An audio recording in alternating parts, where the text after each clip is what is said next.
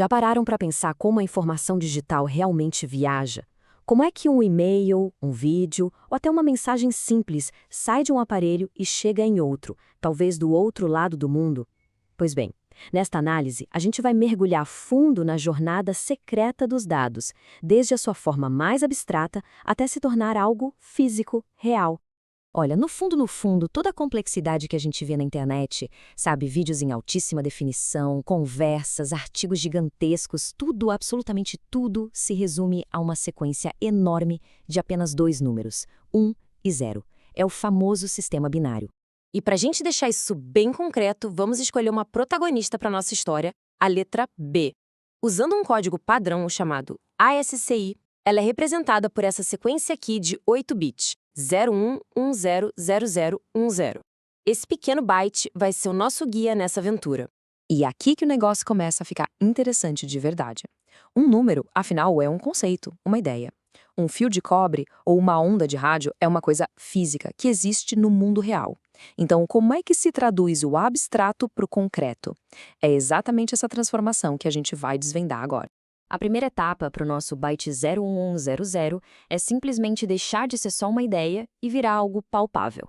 Ele é convertido num sinal elétrico, basicamente uma voltagem que sobe para representar o 1 e desce para representar o 0, flutuando muito, muito rápido ao longo do tempo. Agora, a gente poderia pensar que esse sinal é uma ondinha quadrada perfeitinha, né? Sobe reto para o 1, desce reto para o 0.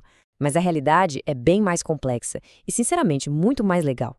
Para entender como esse sinal sobrevive à viagem, a gente precisa primeiro desmontar ele em suas peças fundamentais. Lá no século XIX, um matemático genial chamado Jean-Baptiste Fourier descobriu uma coisa incrível. Qualquer sinal, não importa o quão complicado ele seja, pode ser entendido como a soma de várias ondinhas senoidais, bem simples e puras. Essas ondas são as harmônicas, como se fossem as peças de Lego que constroem a nossa mensagem. Olha só que curioso. Se a gente pegar só a primeira peça, a harmônica mais básica de todas, o resultado é essa onda bem suave. Ela quase não parece com os nossos uns e zeros originais. A informação está praticamente perdida aí. Mas veja só o que acontece quando a gente adiciona a segunda harmônica. A onda começa a se achatar em cima e embaixo. Já está começando a pegar um pouco mais a forma do nosso sinal digital. A gente já vê um rascunho surgindo. Vamos colocar mais peças nesse quebra-cabeça.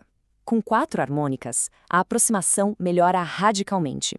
As subidas e descidas ficam bem mais íngremes. Agora sim, a gente está chegando perto de algo que um aparelho receptor conseguiria entender. E aqui, com 8 harmônicas, o sinal é uma réplica excelente da nossa onda quadrada ideal. Um receptor do outro lado da linha conseguiria sem dificuldade distinguir os uns e os zeros. Então o ponto-chave é este. Quanto mais harmônicas a gente consegue enviar, mais fiel o sinal fica. Isso nos leva direto para o primeiro grande desafio, a tal da largura de banda. Um fio de verdade ou um canal sem fio não consegue carregar infinitas harmônicas. Ele tem um limite, uma largura de banda, que define quantas dessas peças essenciais conseguem passar. É exatamente por isso que se paga num plano de internet. Mais largura de banda significa que mais harmônicas passam, o que resulta num sinal mais limpo e, no fim das contas, numa conexão mais rápida. Bom, com a largura de banda sendo a nossa primeira grande restrição, a física chega e impõe um limite de velocidade. Existem leis fundamentais que dizem o quão rápido podemos mandar dados por um canal. E olha, não importa o quão avançada seja a tecnologia, essas leis não podem ser quebradas. Existem 2 leis principais aqui. A de Nyquist descreve a velocidade máxima no mundo perfeito, sem ruído nenhum. Mas, a gente vive no mundo real, e aqui sempre tem ruído, interferências aleatórias. E é aí que entra a lei de Shannon. Ela mostra que a velocidade máxima depende tanto da largura de banda quanto da relação sinal-ruído. Ou seja, quanto mais claro for o sinal em comparação com o barulho de fundo, mais rápido os dados podem ir. Isso explica, por exemplo, por que o Wi-Fi fica mais lento naquele canto mais afastado da casa. O sinal fica fraco, a relação sinal-ruído piora e a velocidade da conexão cai. Ok, então se não dá para quebrar as leis da física e aumentar a largura de banda ou acabar com o ruído, o que a gente faz? A resposta é simplesmente genial. Em vez de tentar enviar os sinais mais rápido, nós os tornamos mais inteligentes, empacotando muito mais informação em cada pedacinho de sinal enviado. A principal ferramenta para fazer isso se chama modulação de amplitude em quadratura, ou QAM. O nome parece super complicado, mas a ideia é bem simples. Em vez de ter só um sinal ligado e desligado, a gente usa combinações bem sutis de força do sinal, que é a amplitude, e do seu deslocamento no tempo, que é a fase, para representar muito mais informação de uma vez só. Vamos ver como isso funciona na prática. Esse diagrama, que parece uma constelação de estrelas, mostra a forma mais simples, a QPSK. Cada pontinho representa um estado único do sinal. Como a gente tem 4 pontos, toda vez que o transmissor envia um desses símbolos, ele está, na verdade, enviando 2 bits de informação de uma vez. Pronto, já dobramos a eficiência. E o mais legal é como isso pode escalar. Com o QIM16, a gente tem 16 pontos diferentes na nossa constelação. Cada símbolo agora carrega 4 bits de dados. Ou seja, estamos enviando 4 vezes mais informação no mesmo período de tempo, sem precisar de mais largura de banda. Genial, né? E dá para ir além. Vamos para o QAM64. Agora são 64 estados de sinal possíveis. Cada símbolo que viaja pelo fio ou pelo ar está carregando 6 bits de dados.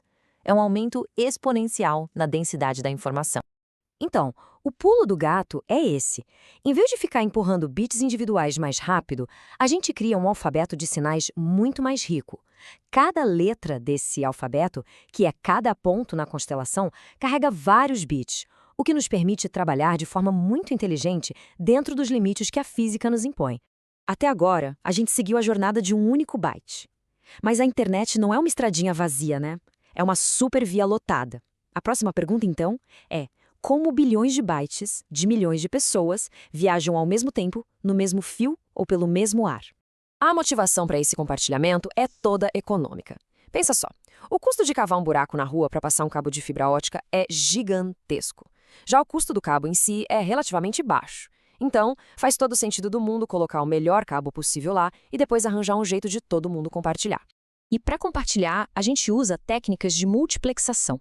E as analogias aqui ajudam muito a entender. FDM é que nem sintonizar estações de rádio diferentes. Cada uma tem a sua frequência.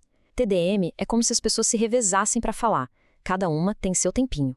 CDM, que era usado no 3G, é como várias conversas acontecendo na mesma sala, mas em idiomas diferentes, você só presta atenção no seu. E WDM, usado em fibra ótica, é como enviar feixes de luz de cores diferentes pelo mesmo cabo.